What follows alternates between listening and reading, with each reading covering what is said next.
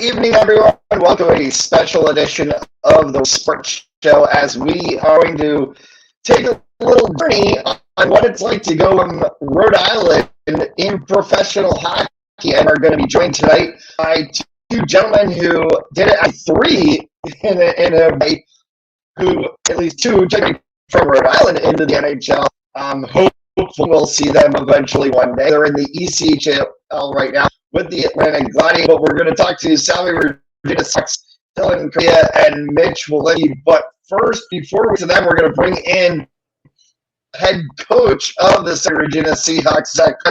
Good to see you again. Hey, Matt, how are you? Good to see you as well. So, wanted to, before we get the guys in the show here, to you a little bit about, what it's been like having so many Salve Regina players going into playing pro hockey. Clearly, you've got 10 Seahawks alumni in the leagues, whether they're playing professionally in the U.S. or over in Europe. For a D3 program and a small market program like Salve, that's a pretty big pull. For us as a program, it's outstanding. Anytime that we can move a guy on to the professional ranks, for us, it makes me smile. I care about these guys like they're my own kids.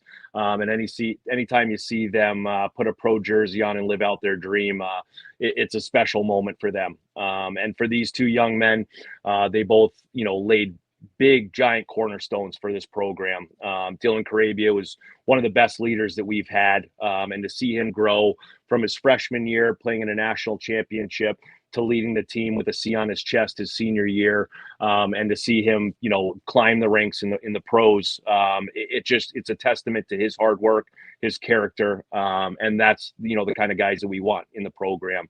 And for Mitch, to have this success that he's had in the last two games as a pro, the sky's the limit for both of these guys. And just for them to have this opportunity to play together as teammates in college and now teammates in the pro ranks, it's a pretty special moment for these two guys.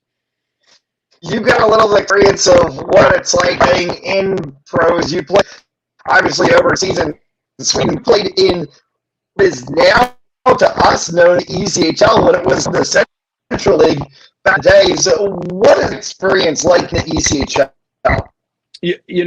I look back at it. It was one of the funnest times of my life. I travel the same roads that those guys are traveling right now, and just the stories from the bus to the different arenas. They're living a dream. And the best thing for them is the position that they're in right now. They're literally a call away from making a step to the American League. My roommate, one of my last years playing pro, was a guy that, played at Brown, Ryan Garbett. He played with myself. We were roommates, and he made a nice career in the NHL. So, for these guys to have this opportunity and play on a team together, and, it's a special moment for them. So I wish them the best. And again, the sky's the limit for both of them and their hockey careers.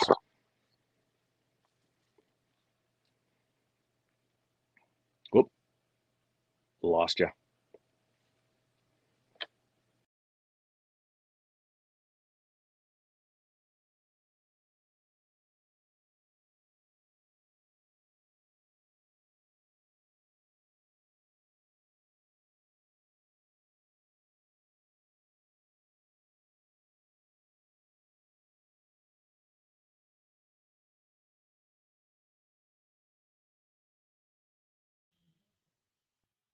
See if we can continue this one on. And I think did we get Coach back? Yes, we're back. Sorry, a little technical difficulty with the wind here. Yeah, we're dealing with, I don't know what the guys are doing down in Atlanta who dealing with weather, but up here it's been kind of nasty the past couple of days. But really quickly, you mentioned about obviously Dylan and Mitch and their time at Salve, and we know from having come in on the back end of the season this year and watching Mitch play, getting to call, his games, what he was able to do. But Dylan, he's had such an interesting journey working up the pro ladder as well, to where he is obviously now in the ECHL, starting out in the SPHL, but it was a lot similar to the way that his Salve career was too, coming in kind of as just a stay-at-home defenseman and then ending up with that Captain C on his chest? Again, he's a guy, I might be dating myself a little bit, but he had that Scott Stevens presence, not only on the ice, but in the locker room. When he walked in the room, guys knew he was in the room. He was never afraid to speak his mind. He's a guy that, he showed up as a freshman. He was probably half the weight he is right now. And he dedicated himself. He wanted to play pro hockey, and he spent 4 years developing himself, extra time on the ice, extra time in the weight room. And he treated himself like a pro right from his freshman year. And for him to step into the SPHL and get a call up to the coast and now make that his home, it just shows his character, his work ethic, because it's hard to do. And he's taken every opportunity that he's had, and he's made the best of it. So I commend him for that. And again, I look up to him in ways that, it's a hard road to go, but he's, stuck to it, and he's having a hell of a pro career. We're going to bring in the two guys that we've been spending the first 6 minutes of this show talking about, the two former Salve Seahawks, now current Atlanta Gladiators in the ECHL, Dylan Carabia and Mitch Walinski. Welcome to the show, guys. Thanks for having us. How's it going? So we've been kind of going over some of the stories of past days here on the island, and Mitch, obviously you just left the island, but Coach was talking about what it was like for you guys playing as teammates, under the Salve jersey, and you had some really interesting journeys as teammates, and now you can transition that over into the ECHL. What was it like, I guess, Mitch, showing up to Atlanta and seeing Dylan in the locker room? When I got the call, he was the first guy I texted. Playing back at Salve with Dill was an absolute pleasure. He's such a good guy on and off the ice, and coming to play on a pro team with him is something special, because I know he's always going to have my back, and he wants to win just as bad as anybody else. So I'm really happy to be playing with him. Yeah, Dylan, you obviously had a great journey at Salve. You were on a team that, went into the national championship, and now you get a chance to make some more memories. But what would you say would be your fondest memory of Salve hockey, and how did it prepare you for the journey you're on now? Definitely has to be the national championship game. The most pressure you're going to be under, and to experience that, did a lot for me and everyone on the team that was involved with it. You learn so much from losing, and kind of just kept that in your back pocket and use it in the years to come. And it's every game is just a game, but that one was just still stings a little bit, eh? Yeah. Still stings a little bit. My teammate's little brother was on that team at St. Norbert, and he scored on the power play goal that Eruzione took that 5 minute. Oh, it's a small world. Too small small world. Well, you've had a little bit of a longer minor pro hockey journey than Mitch has. Mitch has been all of about 2 games. What would be sort of like the craziest thing you've seen so far in your minor league journey? The physicality and just keeping yourself accountable on the ice and what you do. And if you're going to do something stupid out there, then you have to be ready to respond and protect yourself, but protect your teammates as well. And so just kind of some stuff on the ice, but it's been so much fun. You learn how to adapt your game, and hockey's a blast, so you can't really complain. Yeah, Mitch, I feel like you've gone from college, where people and schools and teams have pretty common nicknames, to the ECHL, where you're playing a team last night like the Jackrabbits. What have you thought so far about ECHL team names? I think they're awesome. Like Swamp Rabbits, like stuff like that, the Walleye, like, I don't know, it's all funny, but once you're playing on the ice with those big guys, it's not so funny anymore. Yeah, have you seen a size or a speed difference going from the Triple C to the ECHL? Yeah, definitely. In college, you can kind of not really afford to make mistakes, but you can get away with a few. And in here, it's really going to come back and bite you on the back end because every team has guys that can finish, and they've all played good hockey growing up, and they know what to do on turnovers, and they can really make you pay. So playing in the D zone with a purpose is kind of the biggest thing I've learned in these 2 games I've been here, and playing like hard on the wall and stuff like that. Coach, I know obviously you had a very good career in playing hockey over in Europe and sometime in the ECHL as well. What would be sort of a story about your experience maybe that you would lend to the guys to kind of coach them a little now even? I look back again and it's a fun time in life, and what I want these guys to experience is just take the pressure away. These guys have been playing the game from a young age. They've battled through injuries, they've battled through adversity, and all of that adversity has led them to the professional ranks. So for them, it's enjoy every minute of it, because again, guys can play for 8 years, 10 years, but it's going to go by in the flash of a pan. So, my advice is get to know the teammates, enjoy the bus rides. Soak up every little minute of it, because you're going to look back at it and it's the best time of your life. So, when I remember Mitch coming in the office, about a week ago now, and, he was talking with his agent, he was talking to a couple different teams, and he said that, I think I'm going to head to Atlanta. That's where I'm going to go. And he said, Dill's there. And I said, well, at least you got someone to watch your back now. So, you can run around a little bit. And, Mitch is a pretty even keel guy. And that was probably the first time I ever saw him nervous in the sense that he just didn't know what to do. He didn't know whether to go pack his bag, say goodbye to his teachers. He was kind of running around like a kid on Christmas. So to see him get down there and be with Dylan and Dylan help him through his first little bit here as a pro, there couldn't be a better guy mentoring him. So I'm really happy that they're both playing together. I know, Dylan, you've obviously been there a little bit longer than Mitch has. You got a crazy teammate story to tell? Anybody got some weird superstitions in the locker room, burning sage or voodoo dolls or anything? No, nothing too crazy like that. We definitely got a few characters for sure. So just to watch their day in and day out interactions and little mannerisms, it's you got some funny guys out there, and it's just a good time. It's a really good group here, and we have a lot of fun, and we're serious though too, and it's a good mix. Yeah. So Mitch, you go from a 300 seat arena to a 6,000 seat arena. What was the change like in terms of your sight lines going from St. George's to wherever you've played so far? When the puck goes up in the air, you kind of lose it. So you don't want to get caught looking up too long, or else you're going to pay the price.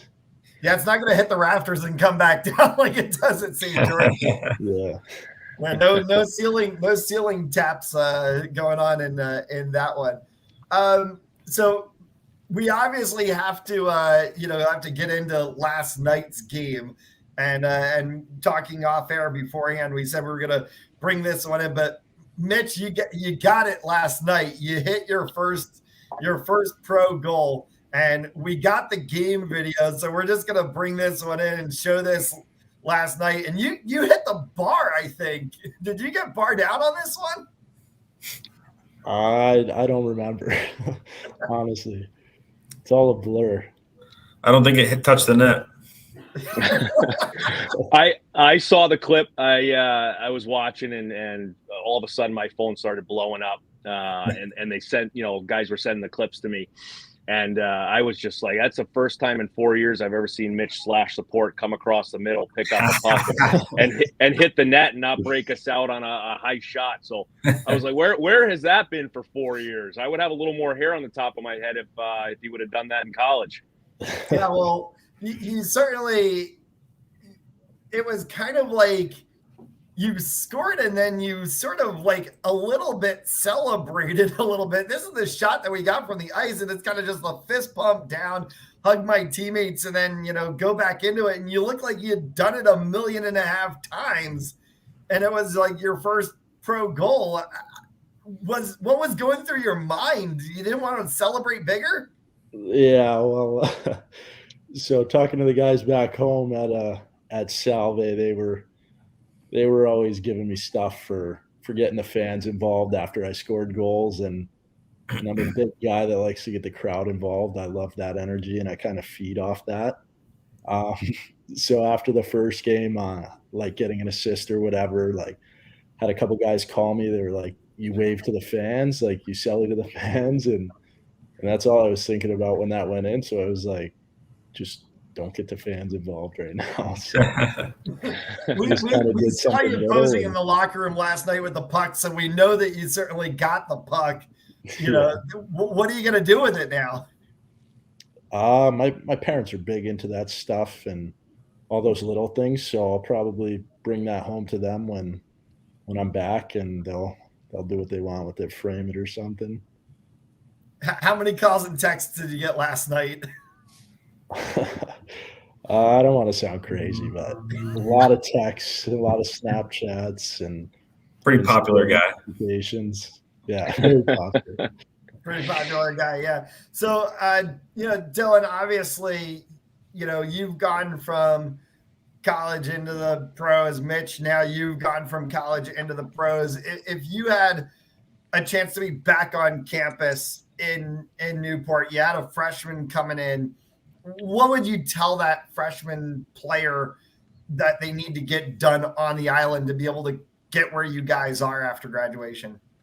Go to class, first of all, and then probably you got to graduate. So get your degree, but just like don't ever get comfortable, but be patient with like the process. College is a process for me, for most guys. Like you're not going to go in. Maybe you go in right away and play a bunch. If not, but like just understanding that process and then just kind of working towards it and, be a part of something.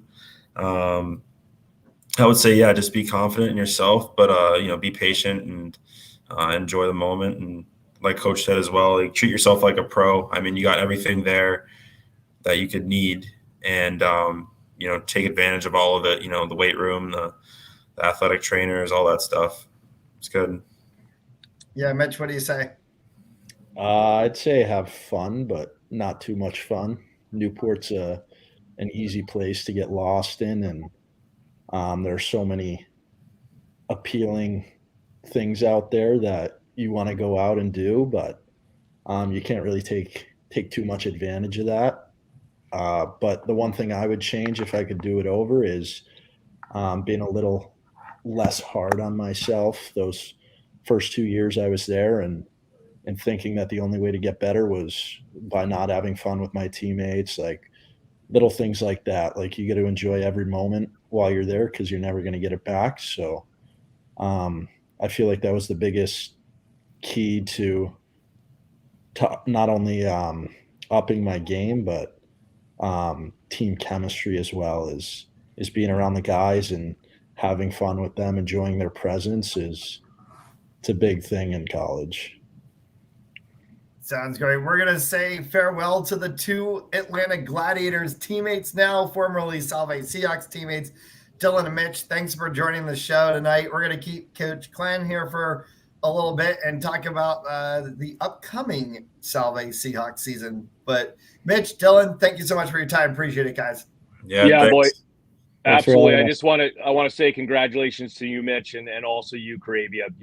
We've been tracking you, and just to see you flourish in the pros, we never had a doubt that you'd do it. Your work ethic, again, just keep pushing your guys' selves and enjoy every moment here because, again, you're going to be telling stories of the days that you have ahead of you. So get ready for a Reading series. I'm going to try to actually get down to one of those games, boys. So you might see me in the stands, but if I don't, we'll be tracking you. We're very proud of you. Thanks for everything you did for this program, and you always have a home here to come back to. We'll be tracking you guys as well, and we'll maybe see you up here in Maine.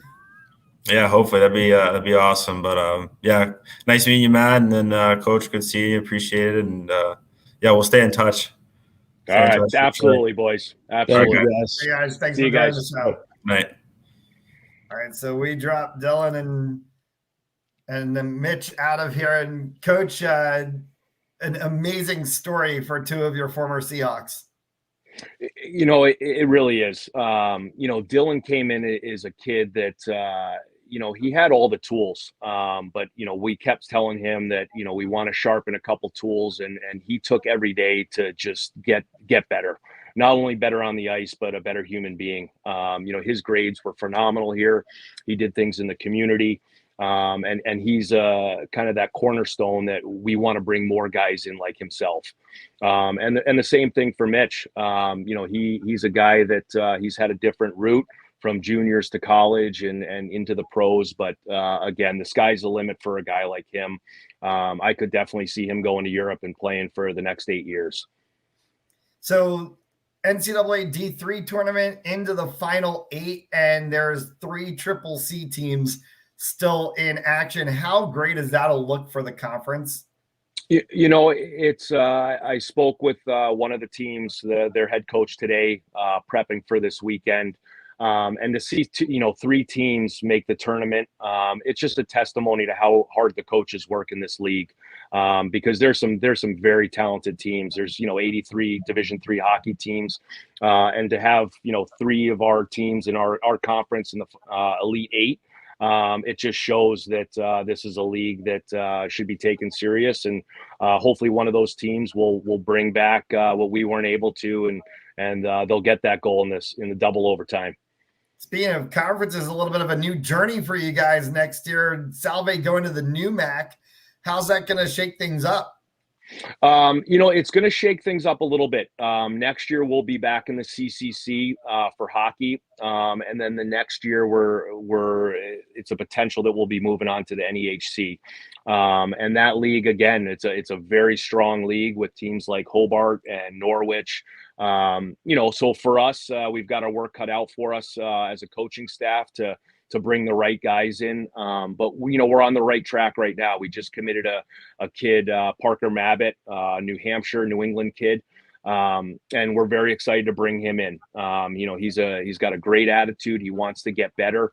One of the questions he asked was, can I jump on the ice anytime? So anytime there's a young athlete getting ready to come in here as a freshman and they want to know how much ice they can have, that's a great sign. So for us, we're very excited on him, and we're pretty close to committing a couple other guys here that are going to replace the guys that we're losing. So we're really looking forward to next season. And Coach Davis, Coach Tom, and myself, for the next couple months here, our focus is going to just be on putting a team together here to hopefully get back to the NCAAs next year and make a run at a national championship. Yeah, we know Coach Davis is on the road recruiting right now, that you guys are actively looking. You talked about getting Parker Mabbitt out of the Janesville Jets in the NAHL. He's coming into Salve. You mentioned you got a couple of others coming in, but you returned one of the nation's top offenses next year. So what other tools do you have to get to strengthen the recruiting stuff for Salve next year? It's a great question. For us, it's making sure that we bring in character, guys that are going to come in and buy into the culture that we've created from, Dylan's class on. That was a big part of the success of the program is that freshman year of his when we went to a national championship. So, for us right now, returning one of the best offenses that we've had here in my 6 years, to get all those guys back. We'll be missing Mitch big time. We'll be missing Caden Krause, who was a big part for us up front, and also Connor Layton. Those are 3 guys that we'll definitely miss. But for us is we want to bring guys in that are weathered, guys that can step right in and play.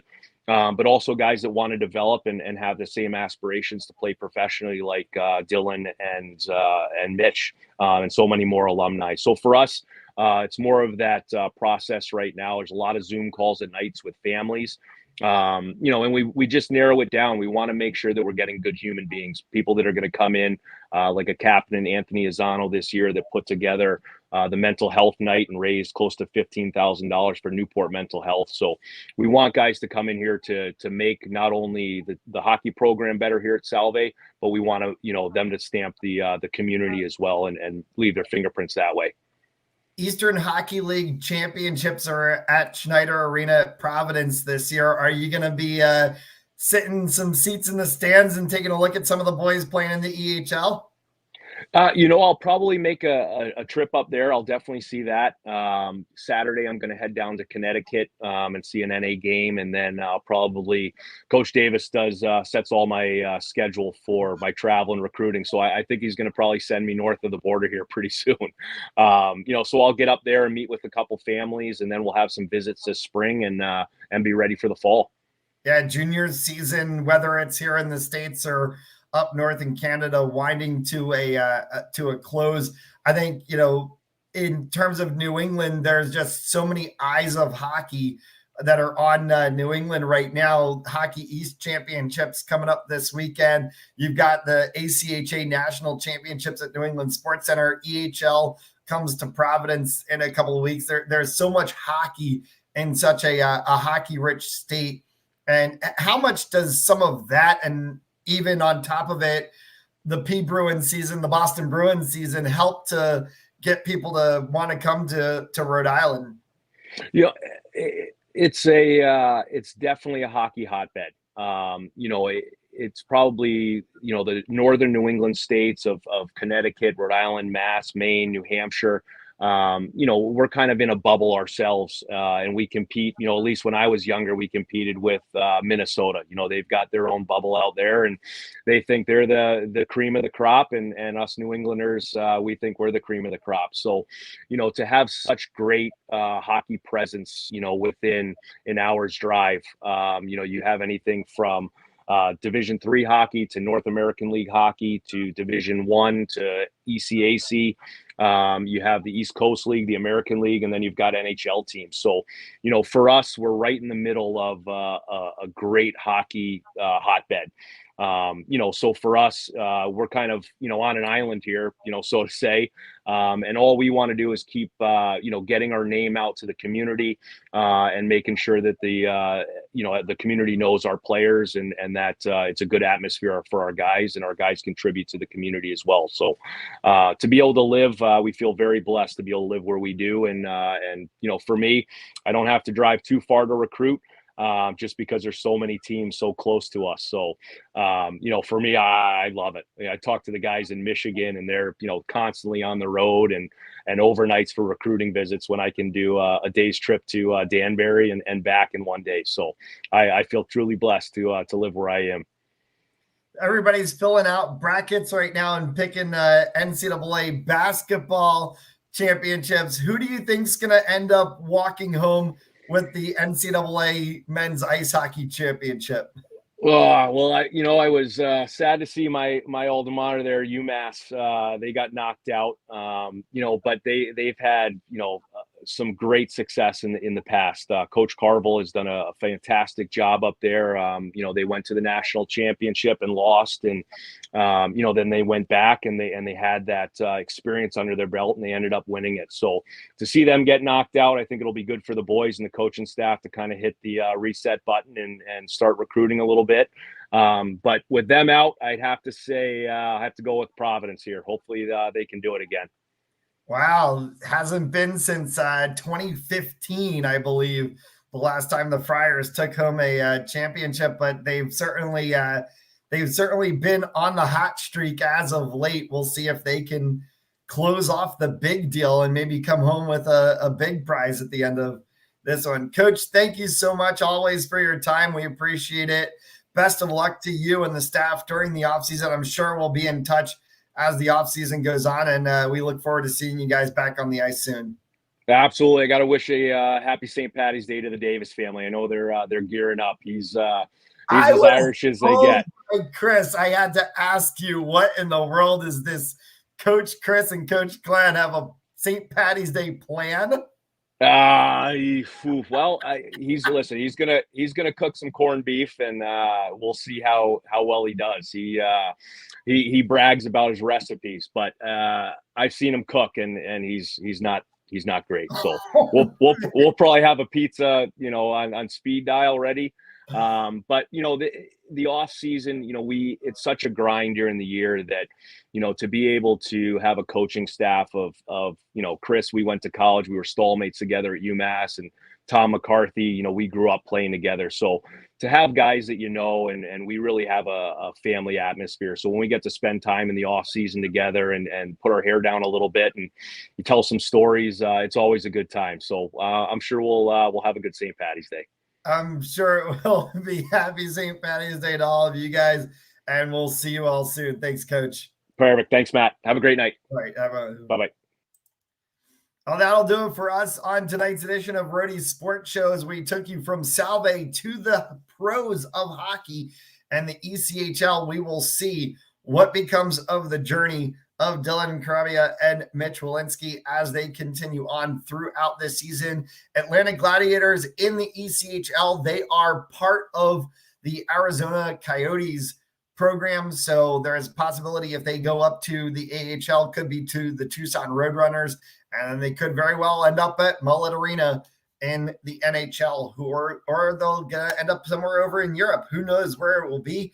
We will obviously continue to want to follow the journey of those two gentlemen as things go on. Our thanks to everyone who was a part of the show tonight, and of course to the Salve Regina hockey family. We will see you all very soon. That's been it for Rhody Sports Show for tonight. I'm Matt Jolles. Thanks so much for tuning in. We'll see y'all soon.